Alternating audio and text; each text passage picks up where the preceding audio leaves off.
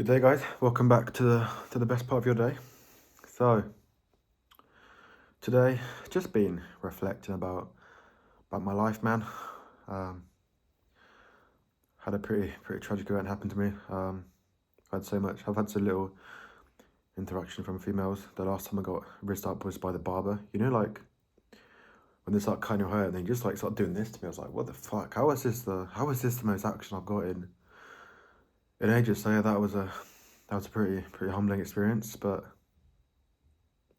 quite funny, I suppose. Good story. In other news, I've also become like a running wanker. I've got, I thought I'd treat myself, so I bought some running socks. So I've now got socks with one of them says L on it, and one of them says R on it. So I've got specialist socks for your left and right foot, which is, it's incredibly sad. I've become a bit of a running wanker, but you know, I'm not fully there yet. You know, haven't got a gilet, haven't got one of those, what's it called, those little bags that people wear. I'm not taking gels yet. So, you know, not a complete running wanker, but yeah, just a slight running wanker. Got to look at myself and be like, wow, this is what it's come to. Training update. So I took a rest day 2 days ago. Then yesterday I did some weights, and today I did another 5K. The 5K is definitely, yeah, it's definitely easier than it was last week. My heart rate's lower. I was in zone 2 for about 10 minutes, which is, you know, amazing. It's the first time I've, you know, ran in zone 2, so that's another good sign. Yeah, I'm finding the runs very tiring. Like, I'll do it. I think just because naturally I sweat a lot. Obviously, I lose a lot of water, so I've got to make sure, you know, I rehydrate and refuel properly. So, you know, lots of electrolytes, carbs, protein, all that good stuff. So yeah, I am finding it pretty tiring, all the running, but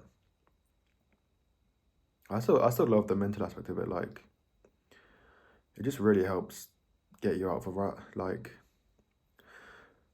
whenever I'm filming a video, I can only really do it after I've gone for a run, just because my head's clear. I'm operating from a more positive frame of mind. I mean, it's quite a difficult barrier. It's quite difficult to figure out the line between pushing yourself and then resting. I think 6 days on, 1 day off is about right, because I did feel good for a rest day, for having a rest day. So I think that's about the correct way of doing it. I think another thing to try and keep in mind is, how do you be kind to yourself whilst also pushing yourself?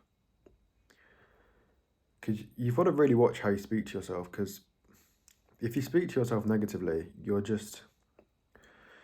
whole frame of mind is going to be just negative for the whole day. You know, I firmly believe that, as Naval Ravikant says, happiness is a choice. You know, you've got to really try and put yourself in that positive mindset. It's like, if you look in a mirror and you go, oh, I'm going to see something really ugly. Whereas if you go, oh, I'm going to see something beautiful, like, you're going to see what you believe, right? So I've wandered off a bit, but yeah, there's a real importance to pushing yourself. Could you go, the way I think you try and frame it is go, look, you've got this, you can do this, you know, can't take a day off today, can't be weak. Because, like, you push yourself, but you don't do it from a place of cruelty. You do it from a place of, like, look, this is the right thing to do. We've got to do this. Or, you know, we're going to get to bed tonight and be like, fuck, why didn't I do my workout? So it's like, you've got to push yourself, but then you've got to be kind to yourself. Even if you're running slowly or it's not a great workout, I think you've got to be like, look, we got out, we got it done. A lot of people didn't. We showed up. Well done, you did a good job. I think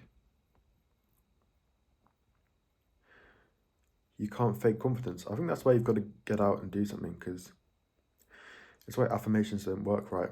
One of my favorite Alex Hormozy quotes is, confidence isn't shouting affirmations in a mirror, it's having an undeniable stack of proof that you are who you say you are. You know, in order for your brain to believe you're not a coward, you're not a failure. You've got to be doing stuff, right? So I think that's why you feel good. You know, when you've had a productive day, it's like, oh, well, was I a bitch today? Was I a coward? It's like, no, I got a workout in. I did some work. I spent time with my family. I ate well. I drank well. I've rested. I've taken some time to rest before bed. It's like, I think that's how you build up confidence. Like, oh, no, I did good today. So I think that's something you can take from just my general waffling here is you can still push yourself and be kind to yourself. And you gotta act, right, in order to feel confident. Yeah, the next thing I've been contemplating is how do you believe in yourself without it feeling arrogant? Because if you talk to any sort of martial artist, they'll say you've got to believe in yourself. Paddy the baddie, he said, before every fight he goes, I believe I can beat absolutely everyone. So although KSI got a lot of backlash for saying, he believes he could beat Floyd Mayweather, 50, arguably the greatest boxer of all time. You got to believe in yourself, but I think where it becomes arrogance is, I think it's, I will not be beaten. So you go in there with the belief that, I can do anything, I have all this power, I'm unstoppable. But I think it's when you get beaten, it's like, well, okay, look, I'm not a god, I got beaten, that's being human. So I think it's, you definitely have to believe in yourself at all costs, believe you can compete in sport, compete with the other guys in the DMs. You got to believe in yourself, but it's, if you lose, it's like, okay, I am human, I'm not a god, I've got to remain humble, I will stay righteous when I lose. So yeah, that's my little thought summary of this day. Hope you enjoyed, hope you found it useful in some way. Goodbye.